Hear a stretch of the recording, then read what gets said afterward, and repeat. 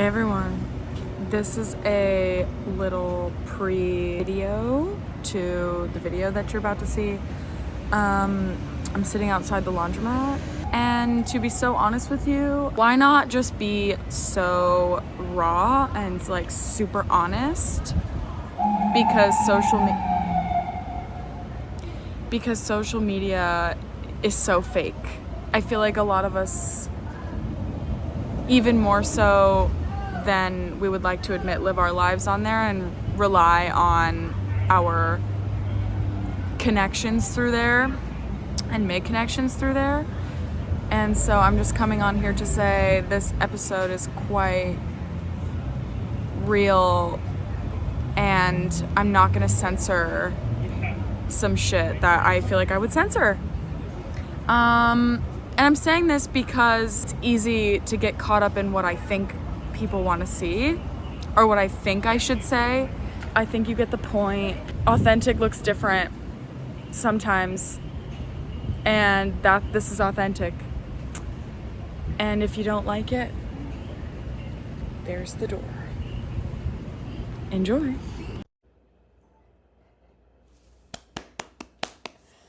Oh my god. Hey everyone! You're probably wondering why I look so good right now.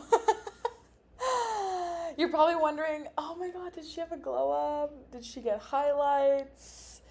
Did she disappear from the face of the earth in her podcast for 2 months? Yes! Yes. She did. But she's back. Hey everyone, in case you forgot who I was, my name is Sophia. This is your pilot speaking, and welcome to episode 15. Hi, this is your pilot speaking. Please keep your seatbelts fastened and wipe that stupid smile off your face. Oops, took a wrong turn. Looks like we won't be landing anytime soon.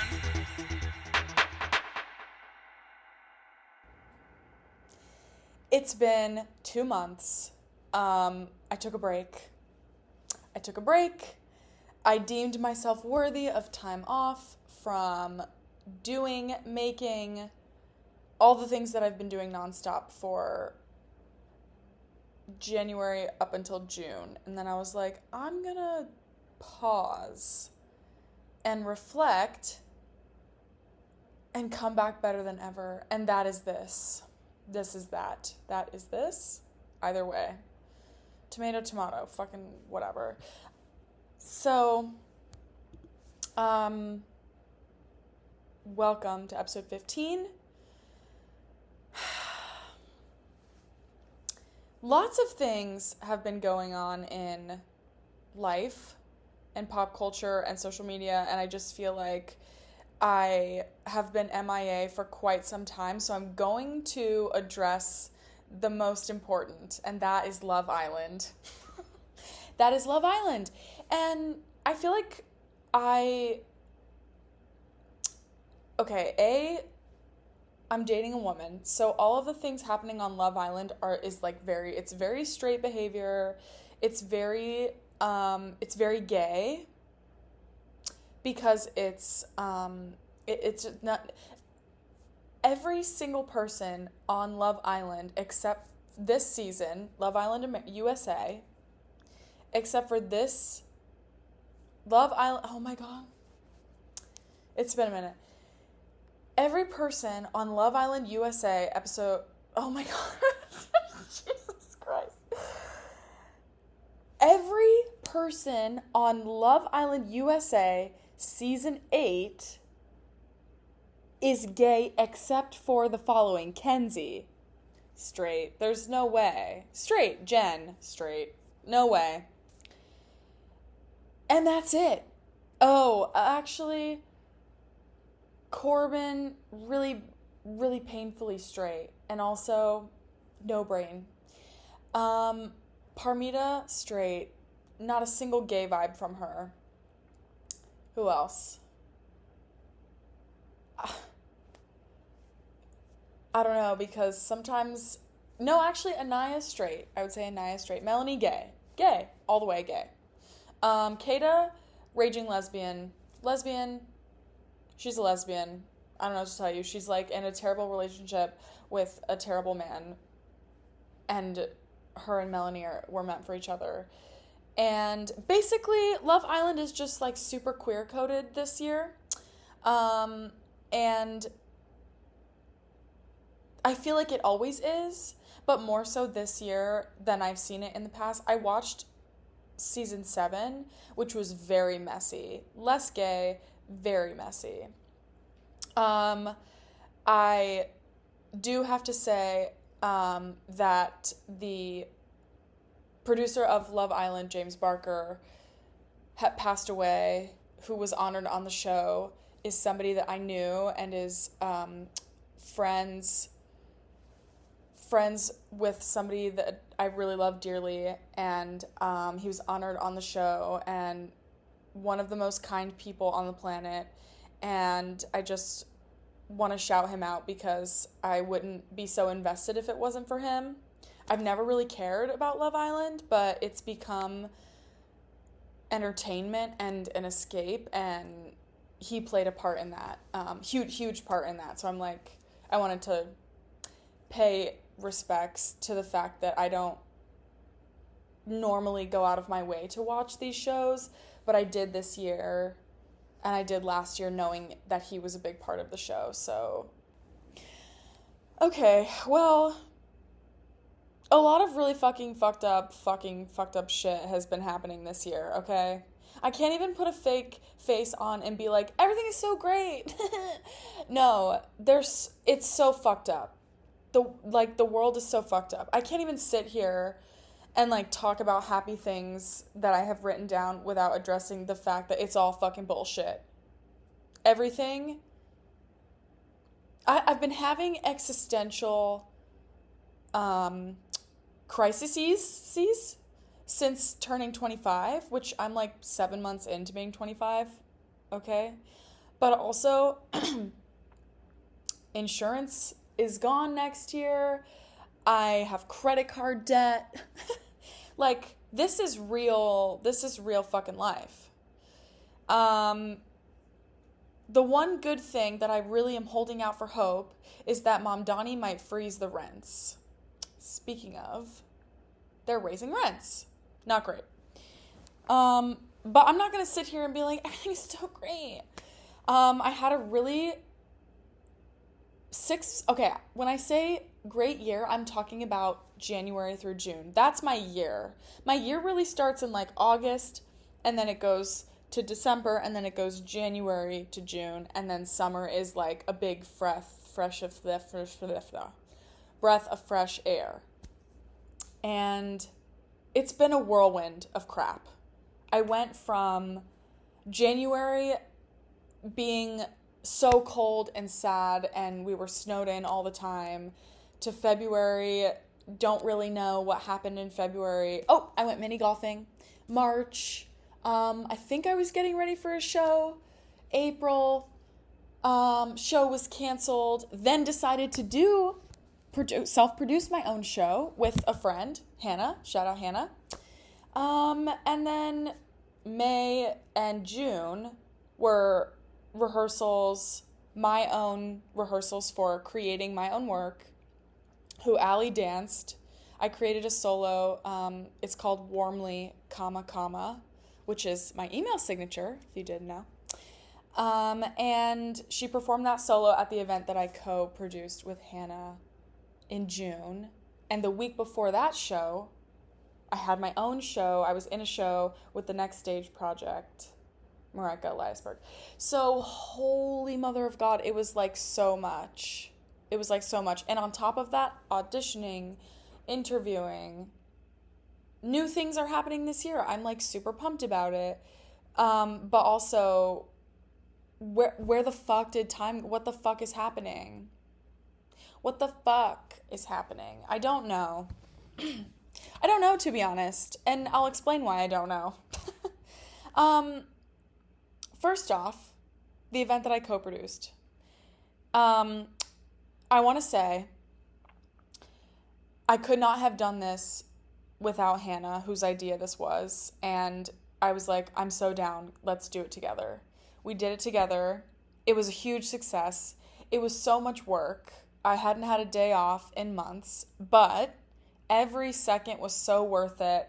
I'm realizing well, first of all, I learned so much, and producing something is a lot of work. There's a lot of moving pieces. I used to work at Lincoln Center for the Performing Arts in the education department. Lots of things were being produced, lots of events were being produced. I got to watch it happen, and I got to like help here and there, so I've learned over time what that means. It's intense. There is some crazy, crazy attention to detail and like tiny things that you forget about until the day of when you produce a show that just like are crucial to how the show goes. That being food, that being how do we decorate the space, that being, okay, have the dancers receive the call times? How can we organize it so everyone's available? Which Hannah did a lot of, thank God. I did a lot of the budgeting. We made a good team. The show itself went so well. I was so grateful to everybody who came out and supported it.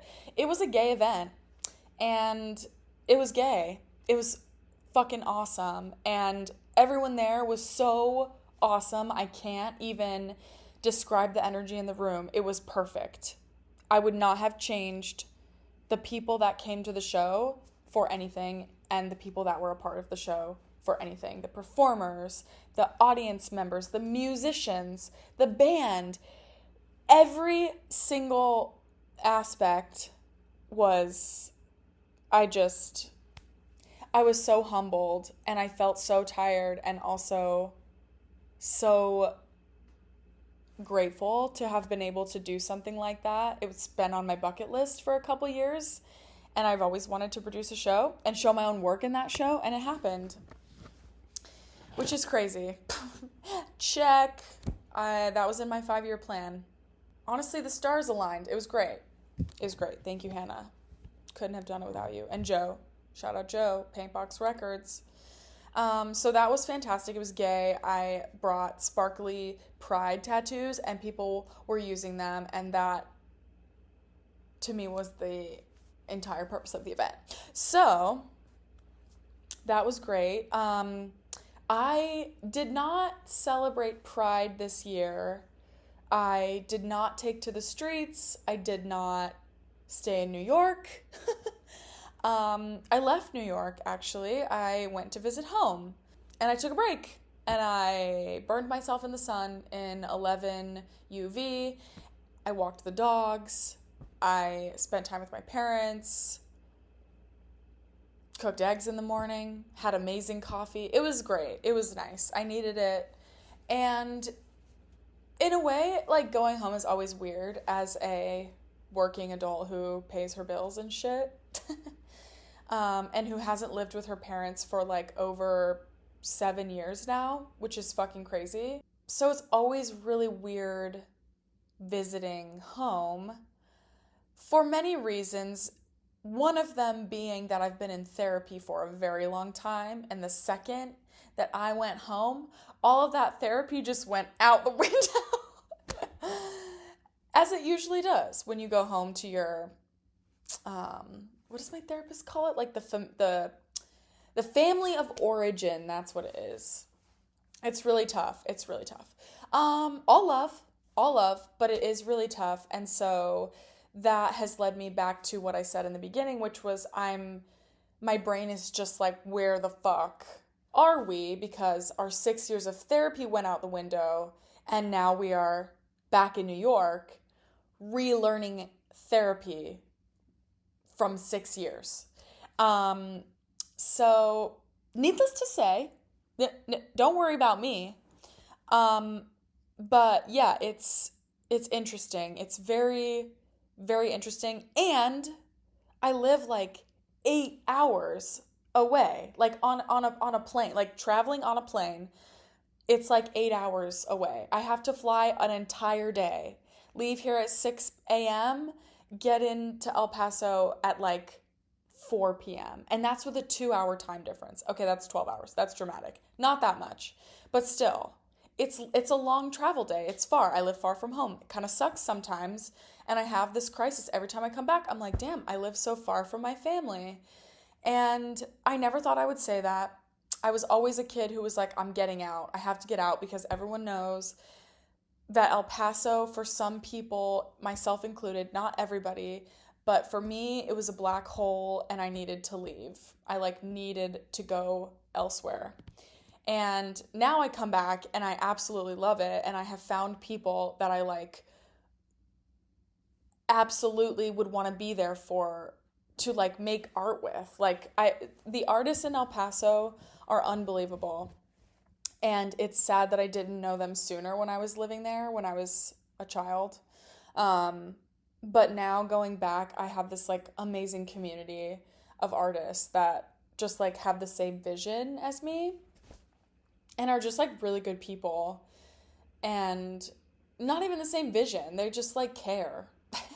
And it's fucking awesome and it's so refreshing because I always say this, but everybody in El Paso is so kind. It doesn't change the family of origin and living in like staying in my childhood bedroom that has nothing from when I was a child in there because like everything has been changed. It doesn't change that is still hard and weird, but it does make it so much better and it reminds me like who I am as an artist when I'm surrounded by other artists in El Paso. And I got to teach for an incredible artist who opened up a space, Arturo A3 Casa Productions. I'm going to tag it here because I think I'm saying it right. Black Box. He's got the Black Box space. It's a new space in Central El Paso, which, by the way, is beautiful. I love driving to Central El Paso. I also love driving to the northeast, I think, El Paso, which is like 30 minutes from where I live in the car. But I've never, as an adult, I've never gone to those places in El Paso. I've only ever really stayed in the bubble that I lived in, which is the west side of El Paso, which is known for the country club. There's two country clubs. There's the El Paso Country Club and there's the Coronado Country Club. There's the mountains. All of like the west side of El Paso is a specific thing. And then the rest of El Paso is very different than West El Paso. And I've never gotten to like explore the other parts of El Paso, and the drives are so beautiful because look, I'm repping my shirt. I'm repping her. Because you can see the sky, the buildings are not high at all, and it's awesome. Some things haven't been renovated to be brand new, and honestly, I love that. Nothing has to be new to be really pretty. I love a wabi-sabi. I love a rundown building that has been there for like decades and decades. I'm like, don't change that. I love it. So it was such a treat to be able to go teach at the Black Box. I did a drop-in class. It was so fun. That little tiny ounce of creativity that I squeezed out was for that class, and I was so excited to teach them. And I met some awesome people, and it was a very full circle moment, and they made me feel right at home. I'm treated very well. I'm a very lucky dance teacher, and also El Paso is superb for their kindness, okay? And then I also got to teach at El Paso Performing Arts, which was, oh my God, which was so fun. And I love the owner. She's so fabulous. It was, okay, just like hands down, would do it again. Would pay for my flight to go back and would do it again if they asked me to. It was such a treat. And honestly, it reminded me why I love to do what I do and why dance matters to me. And it doesn't get any better than that. I think as an educator, I'm always giving feedback. I'm always giving energy to others, and it is not always received back. I don't expect it to be, but when it is received back, or when I feel it in the form of like hard work, listening, questions, like all of those things, it's like the best feeling in the world. It just like is showing that they know that I care, and like that's all I care about. That's all that matters to me. Anyways, so that was like such a highlight, but oh my God, the nervous system mind fuck that is being in your childhood home. I can't do it. I don't know how people do it. I don't know how people do it. It sends me into a spiral every time I come back. Every time I come back, not only am I like, oh my God, I have to get on the subway, which is not that big of a shock, okay? I've been in New York not that long. People are gonna roll their eyes when I say this. 3 years now. It's been 3 years. And sometimes it's a shock to come back from like driving and open skies, open roads. It's quiet, cicadas. Like it's different. It's different, and life is easy. Life is easy in the desert, aka you're on island time. Everyone's chilling. Some people are hustling. Some people are hustling and they make it work. I could not do that if I was in El Paso, and I can do that in New York. I do it in New York. I hustle because we have to. I got to hang out with my friend Maddie, who's been my friend since middle school, which is crazy. That's 1, 2, 3, 4, 5, 6, 7, 8, 9, 10, 11, 12, 13 years. I've known this girl for 13 years. And we've been friends for 13 years. And she's even like come and like she was on like a road trip. Maddie, shout out Maddie. She was on a road trip and she stopped in my college town and like came to my dorm and hung out. And like also met Allie before Allie and I were like even thinking about being in love with each other. It was awesome. So Maddie's been in my life forever, and I got to hang out with her too, which was like, is always a highlight because she knows all the great coffee spots. The downtown is growing. I love having smart friends because I feel dumb. I feel like dumb dancer sometimes. And Maddie is like in the lab studying brains. And I'm like, yes, Maddie, I know that's not what you do. I've asked you so many times what you do, and my brain doesn't know how to compute what you do because you're so smart, and it hurts. So I think Maddie just studies brains all day. This is what I think she does. Okay, love you so much, Maddie, if you watch this. But yeah, anyways, every time I go home, I get the urge to like burn myself in the sun, which I very much did, like pretty much every day.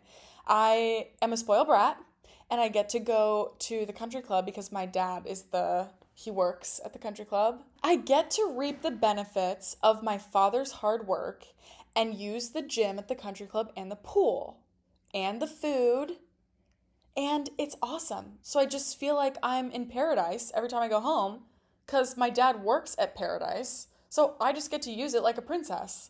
I feel like a housewife whenever I'm there. I'm like, oh my God, this is what the housewives feel like. They just like go to the gym, and then they like go get their coffee, and then they like go to the pool, and maybe they'll like get in the pool, and then they like go home and they shower and they just like hang out and read a book. That's literally what I felt like the entire time. Oh, and then like maybe I'll take care of the dogs. But like other than that, I maybe did the dishes like a couple times. That was it. I was a housewife. It was awesome. I get it. I get the appeal, to be honest. It did make me sad. That life is not for me. I can do it sometimes, but that life is not for me. I choose hustle, if you know what I mean. Yeah. So I had the urge to be tan. So again, like I was saying, I burned myself in the sun. My very last day before I sat on a flight, I didn't put sunscreen on, and I laid outside in 13 UV index for 2 hours. Oh my God. Allie was like, you just can't be doing that anymore. I was like, yeah, you're right. I actually can't be giving myself third-degree burns like that again. It was crazy.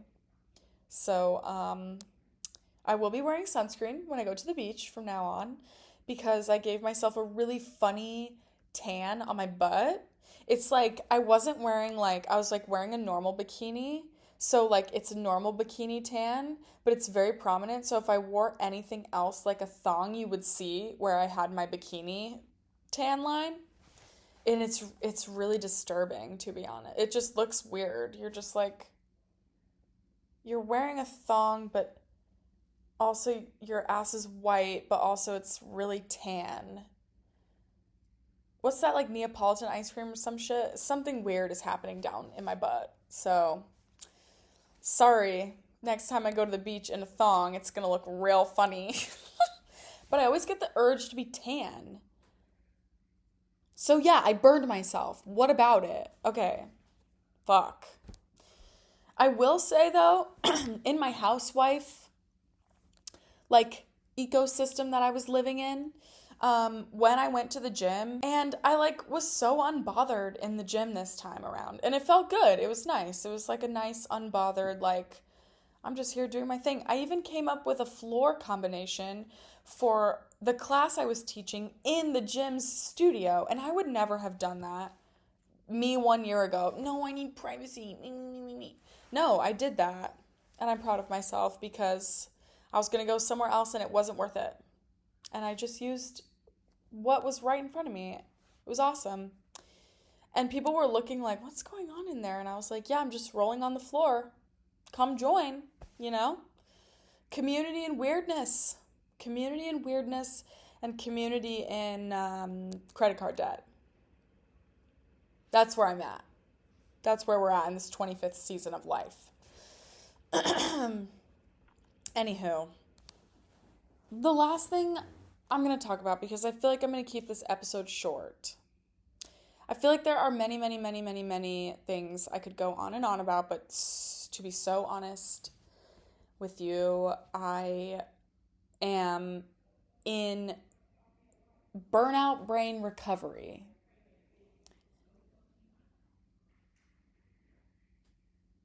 My neighbors are chatting. I've just been thinking a lot about the freelance life.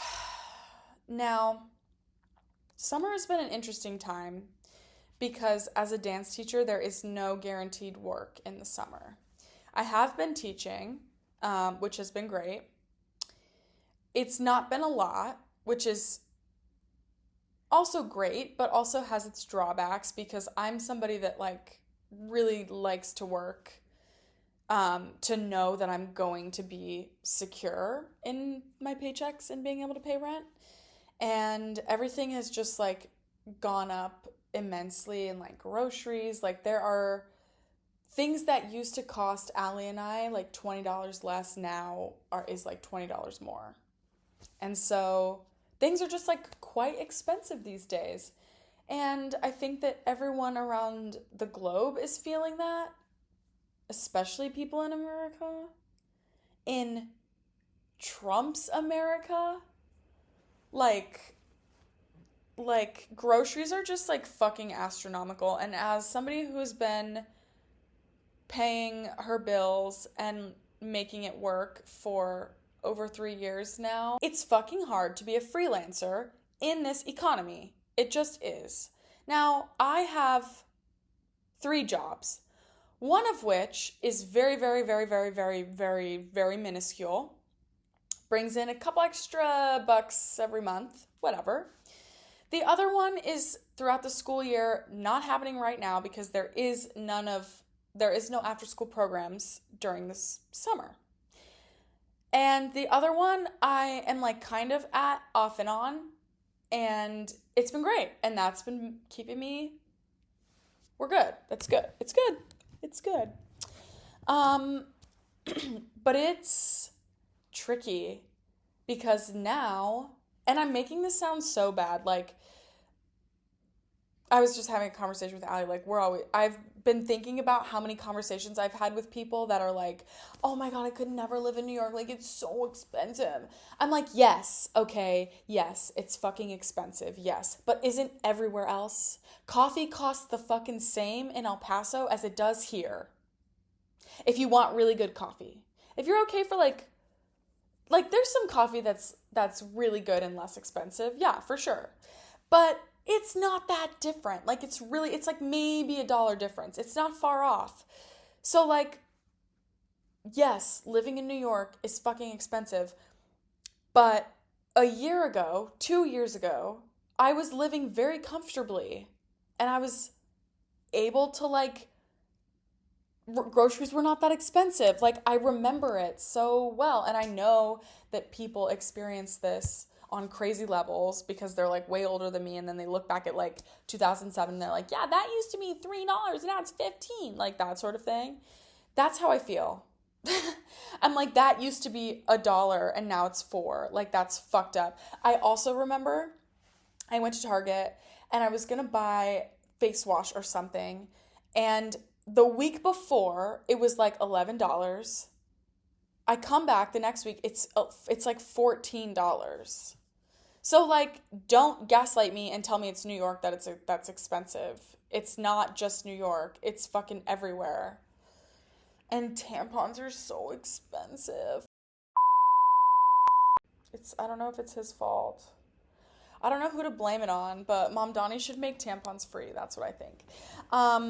So yeah, it's really tough being a freelancer right now because you have to like figure out how to budget for like, okay, I have to pay rent and I have to pay bills, but I also have to eat and looming credit card debt, like back here, like little demon back here, you know?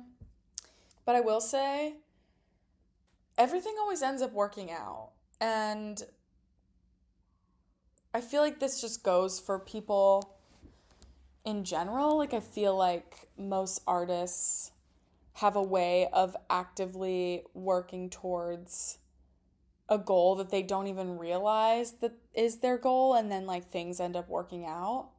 And I feel like that's kind of how you have to be as a freelancer. You have to just trust that, like, yes, you have to pay your bills, so you got to find a way, which you will. There's always ways. That's the one good thing about New York, is there are always things you can do. You can clean someone's apartment. I could be a background actor. I could submit myself to model, like literally, like, whatever. There are so many things I could do. Reach out to teach a master class, teach my own class, which I do. Like, so there are things that you can do to like make it work. I'm making it sound like it's terrible. I'm just in a season right now in this episode 15 where it's tricky. Like, I really have to do some scheming to make sure some puzzle pieces fit in places that it wasn't supposed to fit, you know? And that's okay. And I think that's part of being in our 20s. And I feel like a lot of 20-year-olds right now, there's a lot of pressure because I see people getting married, engagements left and right. I'm just like, tired. It's tiring.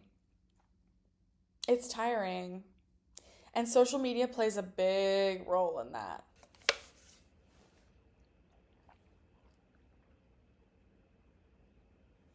Oh my God.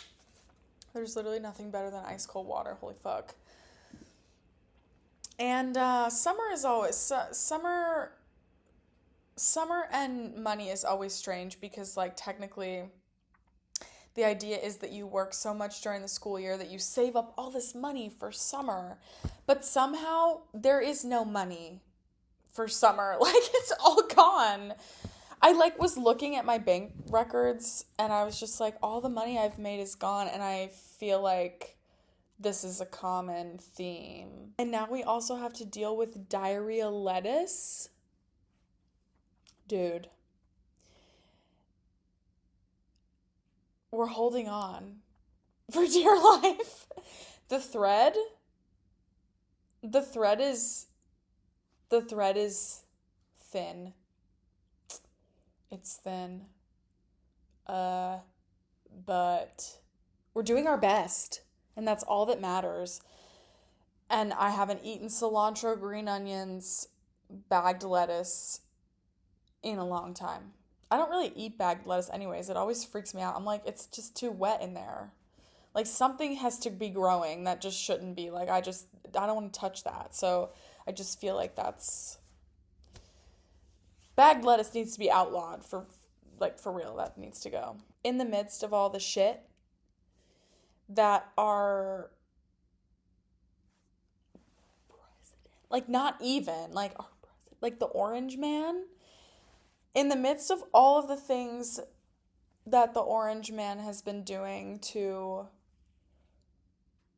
our country. I keep yawning because it's an exhausting, stupid fucking subject. And the women in this country and the trans people in this country, god damn it. If you are not actively making choices, this is the hot take of the episode. If you're not actively making choices about people you love in favor of them, you don't actually care. I'm going to say that one more time. If you don't live your life and make choices about people you love or claim to love, say that you love them, but you don't actually give a fuck about them, you don't actually care. If you vote for the orange man, people that don't care about women's rights, anti-trans laws, anti-healthcare for everyone shit, you don't care about anyone but yourself, especially if you claim to be family and you say that you care about family, but you don't care that someone is gay and you don't care that someone is trans. You cannot play both sides of the field when it comes to somebody's life. That's not even a hot take. I had to move the mic closer for that one. That's not even a hot take. That's just human fucking decency, I think. And I really I feel like I'm Hannah Einbinder right now on Hacks. I do. My twin. Because she talks about this shit in her show all the time. Not that she's talking about, like, trans rights and stuff, but she lives an active, like, ally, fight for other people role in this show. And I just feel like, what are we doing if we're not doing that? And if you claim to love somebody, but you don't vote in their favor, you don't care. I don't care what you say. I don't care what your stupid fucking political stance is. I don't care that you are in a different tax bracket. I don't care.